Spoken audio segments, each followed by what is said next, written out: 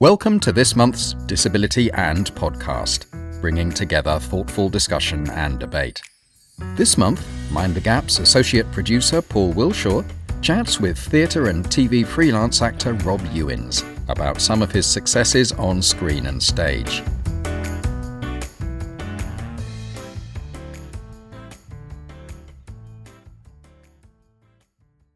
Hello and welcome to Disability and podcast. Today our guest is Rob Ewens. Will you introduce yourself? Yeah, hi, my name's Rob and I'm an actor and I've been really lucky to have quite a lot of different roles to play, so yeah. Like I say, it's great to have you. How did your career get started? So acting was kind of a hobby for me for a while. I used to go to a theatre club near me and I used to do that until I got offered an audition for a place at Mind the Gap called Staging Changes, which was like a little guide to go into different drama schools. So you would go 1 week to one drama school, do something like Midsummer Night's Dream, and you'd be taught all the rules and skills and that you needed for that. And you would do it like a performance, and then next month you'd do a different show or learn new skills from a completely different drama school and something like Greek theatre, so it's something completely different. And yeah, it was wonderful, and yeah, it just snowballed from there really. I ended up getting my first acting job through Mind the Gap, called The Mothership. So you said about it being your hobby. Did you join any drama groups or before you joined Mind the Gap? Yeah, so there was one near me.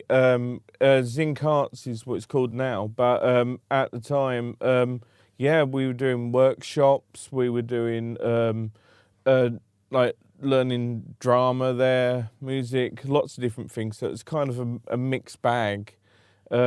And yeah, one of my friends went to do the Staging Changing course and I filled in for them. And then they went, oh, you should do this course as well afterwards. And I was like, okay then.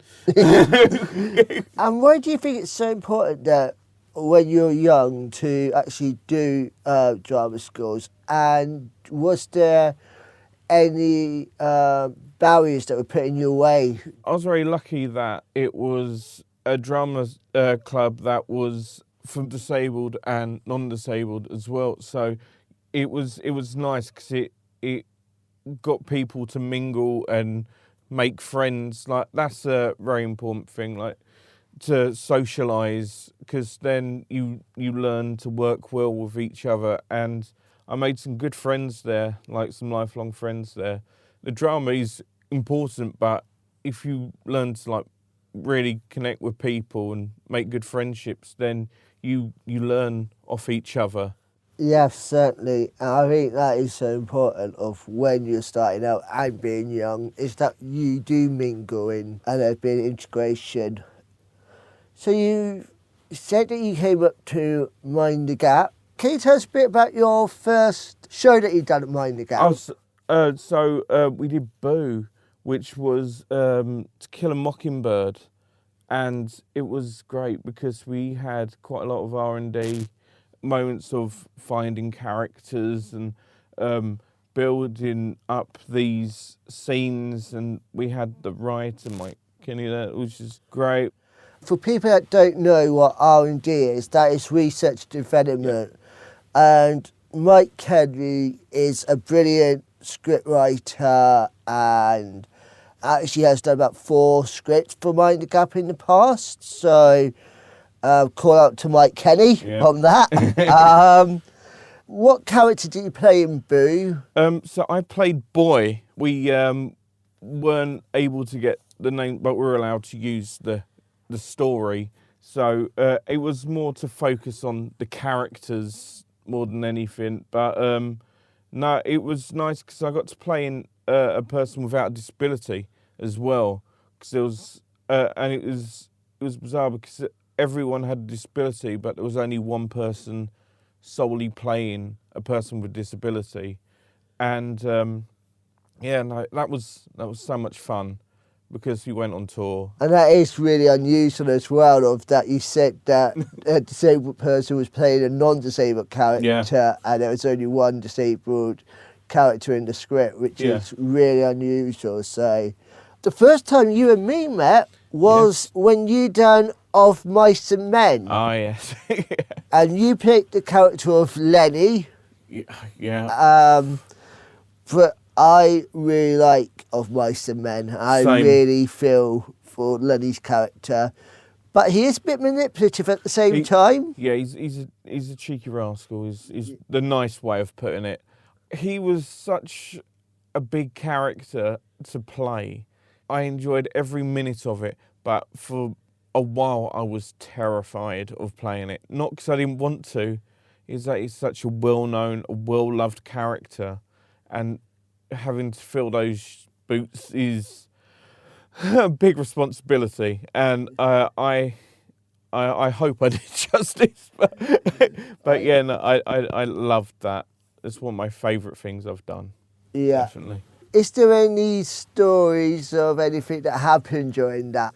There was one. So there's my very first scene as Lenny, and so just to give you the idea of the set for people that don't know the show, it was very different. It was done from the story of after everything that has happened, and George has gone back to a bar, and he's gone in to see someone, and it's from a bed. So they're on a bed, like the whole thing is projected down, so scenes change from it being like you could have like grass everywhere, and then it would change to corn. What happened is they had water by the side of the bed for like washing, and I came running in, and I got told by the director Tim to splash Jez as much as I could, because I had to run in like it was a lake and try and get so much water. And Jez, for the whole of the tour, did not know that I was trying to soak him, and I got him a lot. Like I would say around about 90% of the time I soaked him. So yeah, in Of Mice and Men, you had 3 people for it. So it was you as Lenny, Jess Coburn as George, and a few other characters, if I remember correctly. He played like 7. And then it was Jess, yes, who played Curly's wife, if I remember correctly, and other characters as well. I think she played around about 6 or 7 as well. It was mad. And I was so lucky because I just played Lenny. I was like, oh, phew, thank goodness. But no, there is a story actually with Curly's wife. There's a bit where a character gets killed by Lenny, and I did the scene. Poor Jess was attached to my dungarees by her hair, and yeah, it was horrible because I was trying to move and I realised her head was going along while pulling, and I had clocked what happened, and I had to improvise the scene of like, wake up, please wake up. And then I had to, while doing that, just yank the hair out of the dungaree button. And she's like a trooper. She did not flinch or move. And yet just carried on the scene afterwards. But you'd think that would be the end of it. It happened twice in another show. You don't have luck, do you, mate? No. It was more Jess, bless her. Okay, you have done other shows from Mind the Gap. Yeah, it's been great. Absolute fun. But yeah, I've done other little things as well with you guys as well. So it's... But let's now go on to your other work in theatre. So you most recently have been in a show called Private Peaceful, and you talked about how many roles that Jess and Jez had to play Yeah. in Of Mice and Men. But on this one, you also had to play different characters. Yes, So, I was Big Joe in it, and he's the eldest brother of the three Peaceful brothers. So the story of Private Peaceful is the two younger brothers go to war, and one lies about their age so they can support their brother. It's how someone's dealing with the trauma of war. They're trying to live in their memories to try and collect themselves during the horrible situation of the First World War. So in the first act, I was in quite a lot of it as Big Joe, jumping back and forth. In the second part, I was the orderly, so the postman. And you were a lot of characters. I was, yes. But it was great because I was playing soldiers as well. It was intense because it was around about nearly 2 hours. Yeah. But it was so compact. I described the show as a house of cards on a roller coaster because it had to stay perfect, or if one thing would just fall apart. And can you tell us what the company was that you done this with? So this is with Nottingham Playhouse. I was very nervous, but they very welcoming as well, and just made it feel effortlessly like fun and exciting. I mean, I loved the piece. It was done by the same person that done Warhorse. Oh, Michael Mapurgo, yes. Yeah, so I really enjoyed it. I came down and saw it in the Nottingham Playhouse, and brilliant theatre and brilliant show.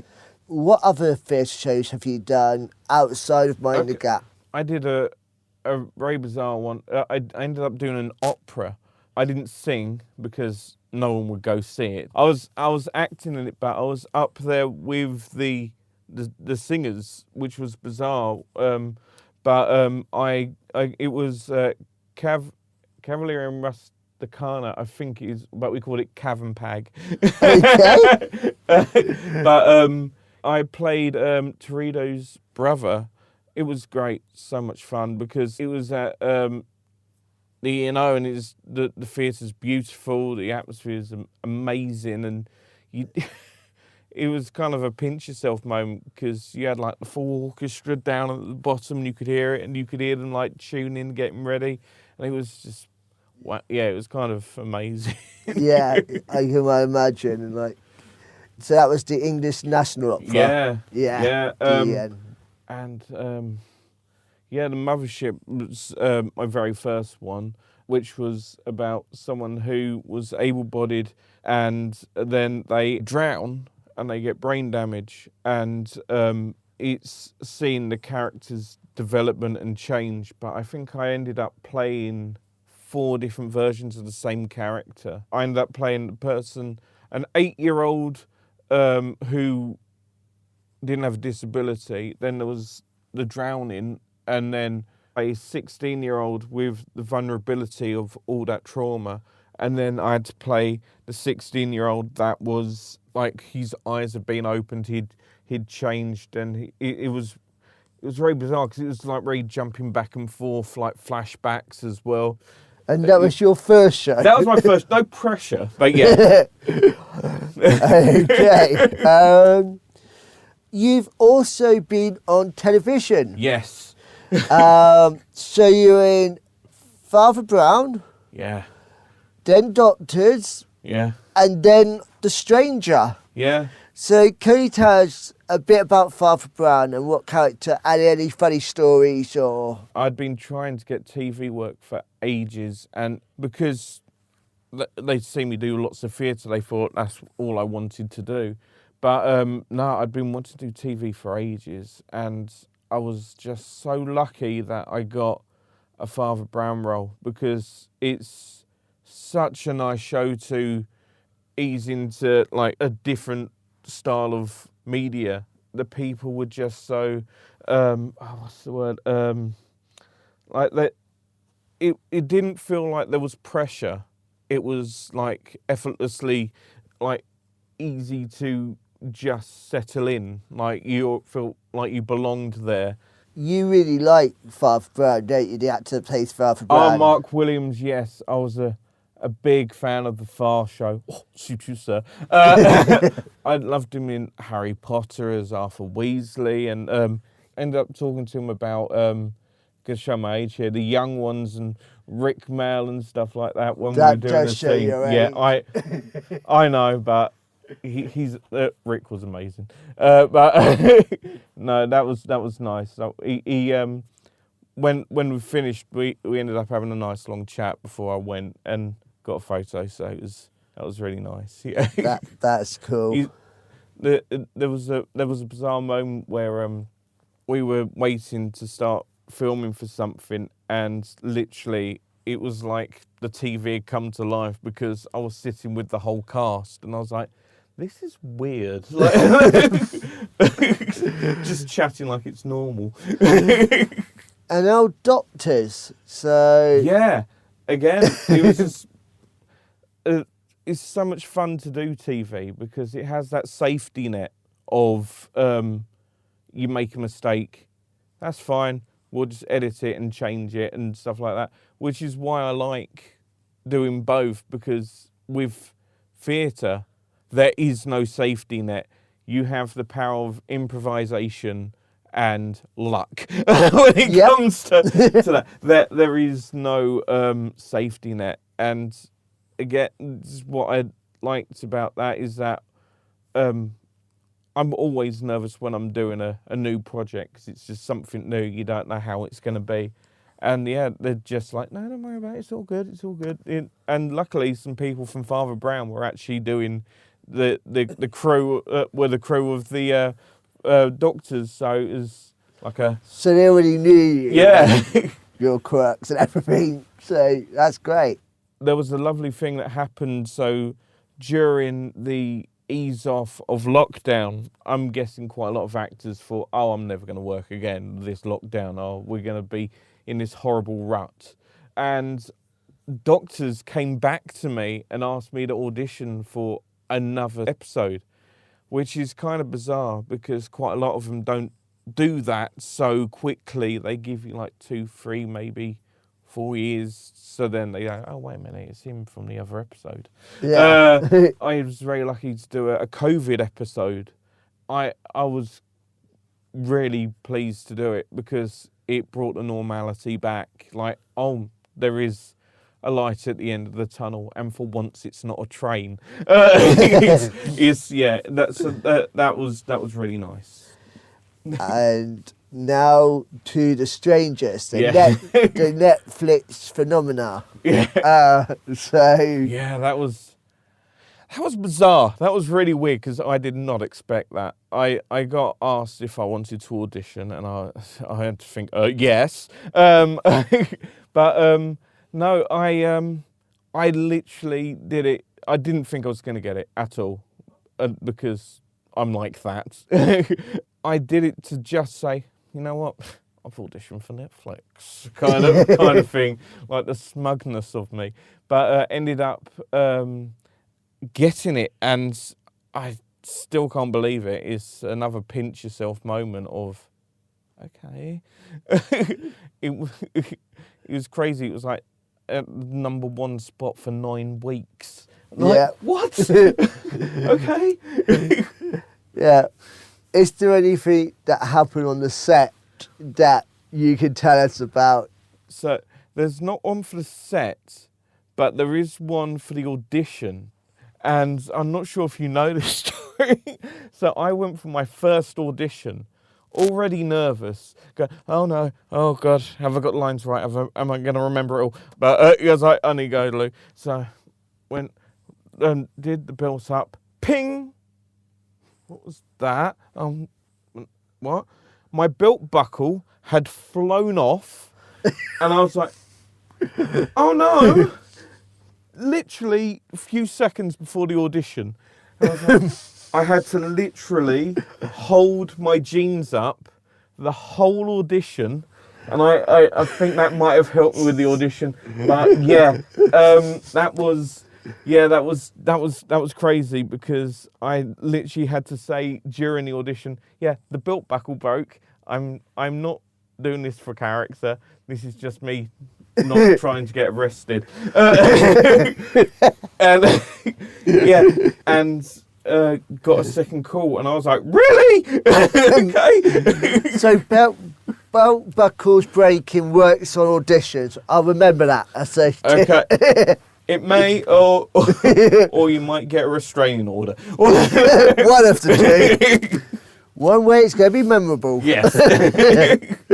What was your favourite scene in Strangers? For me, I think getting to work with Richard Armitage was really nice. And it was a fun scene as well. So it was just, it was cool because it was seeing my character in his cheeky mode of just taking advantage of nicking money off him and just going, that will do, thank you very much. But no, I'm going to be that guy where it was like, I enjoyed all of it because it was so different working for Netflix, which is just so surreal. And it was, it was just, the whole experience was good. I'm going to be that guy, but I did really enjoy working with Richard. No, that's absolutely fine. What's your opinion on representation in theatre and television with actors with disabilities? So, for me, I see it like a cog, like a wheel moving. I feel like it's moving kind of slowly, but it is moving. There's a show called Perfect, and it's now got, I think the main leads are all people with disabilities. And 20 years ago, we would not have had that.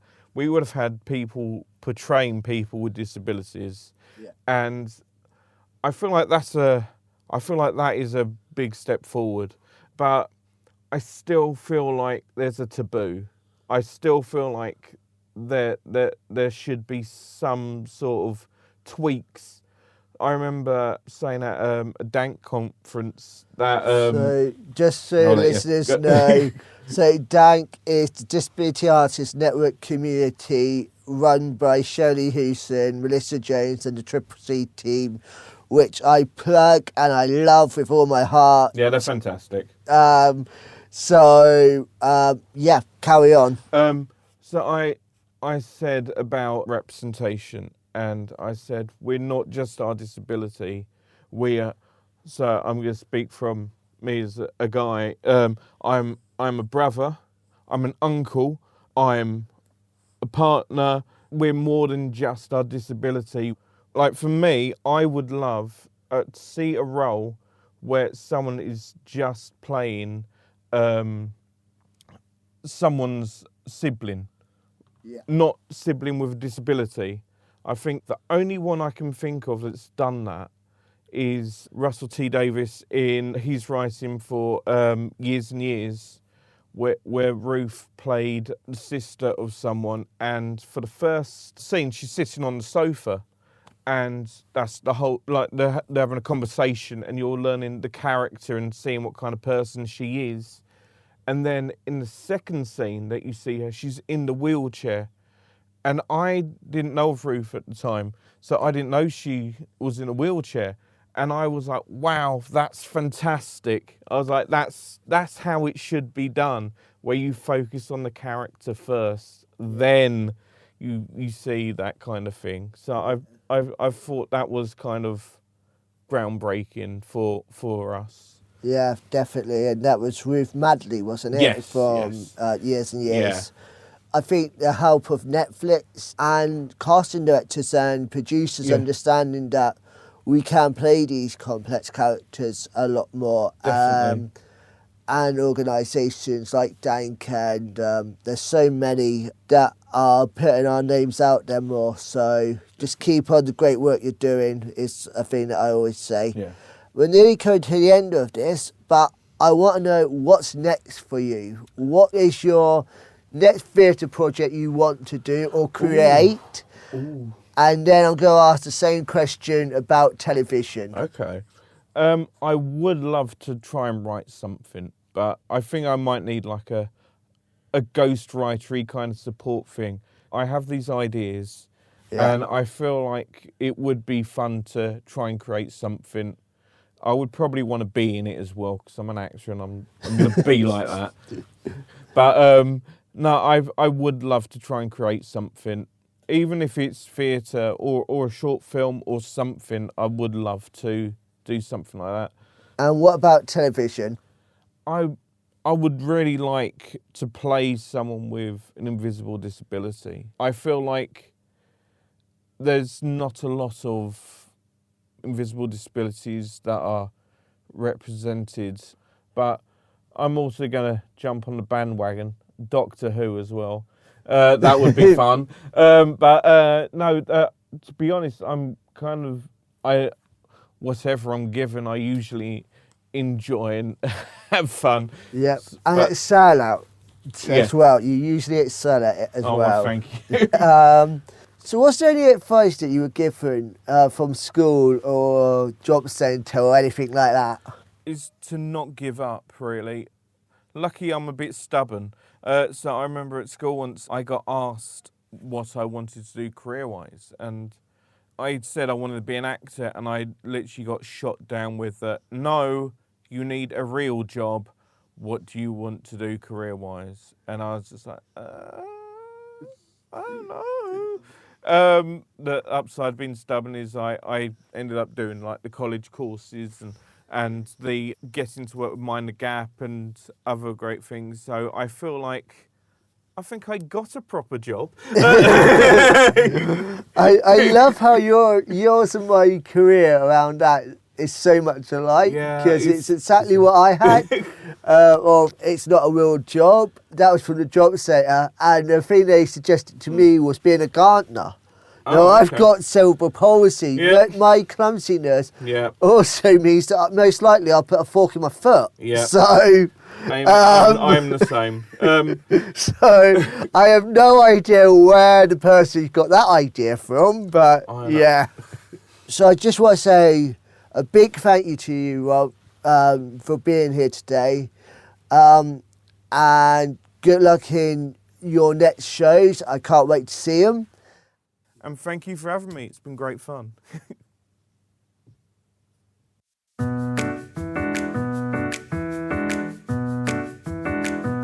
This brings us to the end of this month's podcast. We do hope you enjoyed listening. In next month's podcast, Artistic Director of Little Cog Theatre and artist Vicky Rayford-Sinnott and creative practitioner Steph Robson talk about disability and regional voices in the northeast of England.